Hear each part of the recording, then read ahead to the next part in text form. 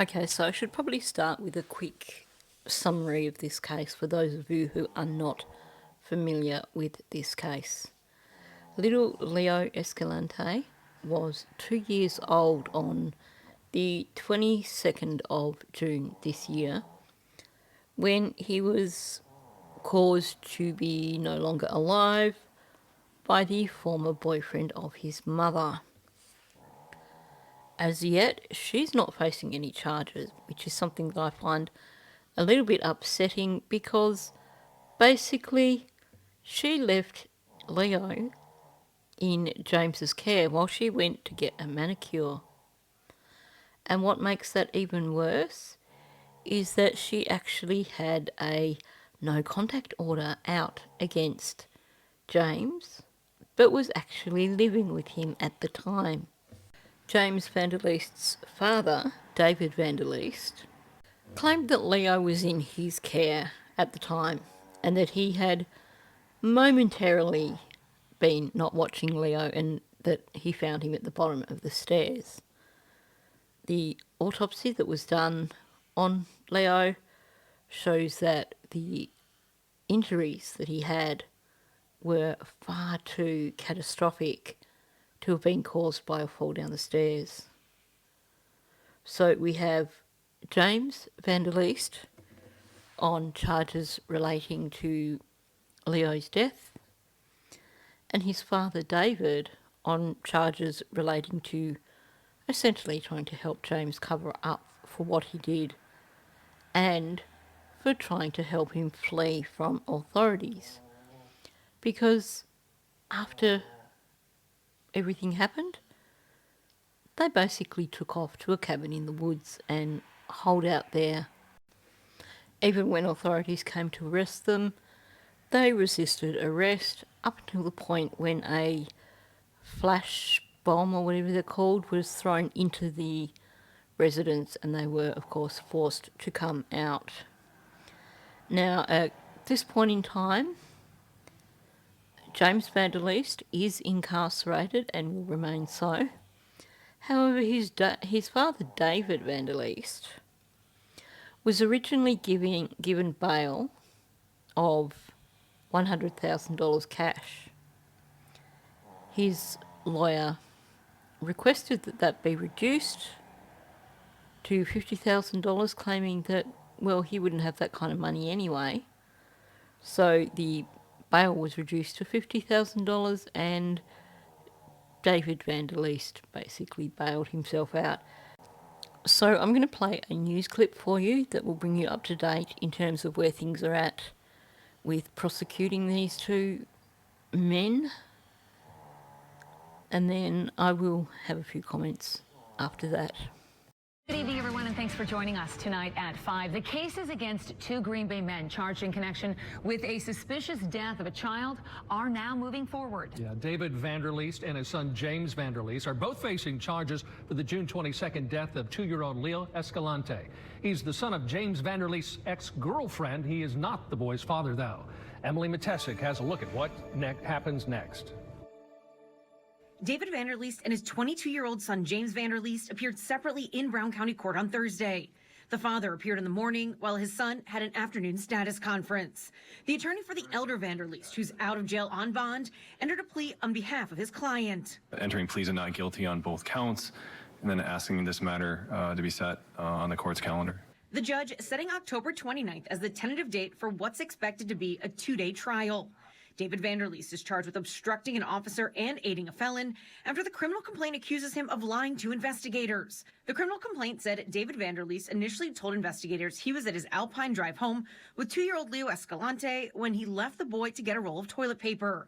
According to VanderLeest, when he returned, he found Escalante at the bottom of the stairs. Escalante's mother told investigators a different story. She said James VanderLeest called her and told her Escalante wasn't breathing. And she claims VanderLeest told her to tell police his father was home with the boy when he fell. Okay, to give her credit, at least, unlike some of the cases that we've been looking at recently, the mother of the child didn't lie for the sake of her boyfriend. But I have to say, we're nearly 2 months on, and I'm really, really confused as to why she's not facing any charges also. James VanderLeest, who remains in the Brown County Jail, charged with reckless homicide, resisting an officer, and bail jumping, will be back in court on August 26 for his preliminary hearing. During his court appearance, a group of people from the Menominee Reservation, including distant relatives of Escalante, sat in the front row with signs to support the victim's family. They tell Fox 11 they plan to be at every hearing to make sure those responsible are held accountable for Leo Escalante's death. We got to have some sort of peace in this world, and we're here to pretty much work at trying to get that. You know, and just supporting the family as best as we can, as honestly as we can, and respectfully as we can. In Green Bay, Emily Matesic, Fox 11 News. I think it's wonderful that there is a community out there that are willing to really fight for Leo. So kudos to every single person who showed up in that courtroom for Leo on that day. I'm going to play you part of another news clip because that gives you a better idea of what was going on in terms of these people who were protesting. Tuesday's hearing was set to go over his felony bail jumping charges and schedule future court dates. Despite warnings from the judge, tensions got high as VanderLeest left the courtroom. Tuesday, Wednesday. God will make you. We're not going to do that today, everyone, okay?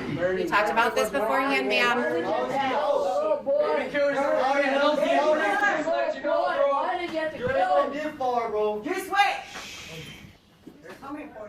VanderLeest will be in court tomorrow for another status conference. I'd really love to know why James turned up to court in a wheelchair. Was it something that happened to him while he was incarcerated? Is it some sort of long-term thing that's going to make life difficult for him when he is finally convicted and goes to prison?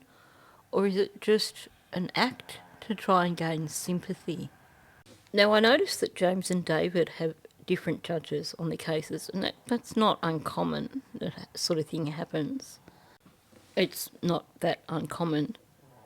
But I think it'll be interesting to see how the two cases play out in court, because you have James VanderLeest with a younger female judge and David VanderLeest with a slightly older male judge. So certainly that could have an impact on how the trials play out. It could mean that David VanderLeest has a more favourable trial, perhaps. I really don't know. So I guess October isn't too far to wait to see David's trial. It's only a few months away. So hopefully that will go ahead as scheduled. So it was scheduled for October 29th with pre-trial October 27th. I hope I'm wrong, but something in my gut tells me that David VanderLeest probably won't be facing a prison term. I believe he should do, but given that his bail was reduced by half for starters, and that he was able to bail out, given his standing in the community, it's possible that he could basically get a slap on the wrist. In my opinion, there won't be full justice for Leo until all three of the adults who played a part in what happened to him, so that includes his mother, are incarcerated.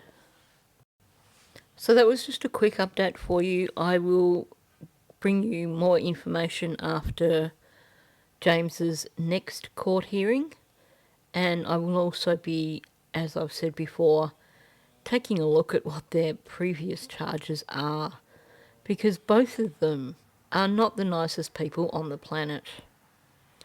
So on that note, thank you for listening. Please hit that like button, leave a comment below. Thank you, and I will catch you in the next one. I've been to wonder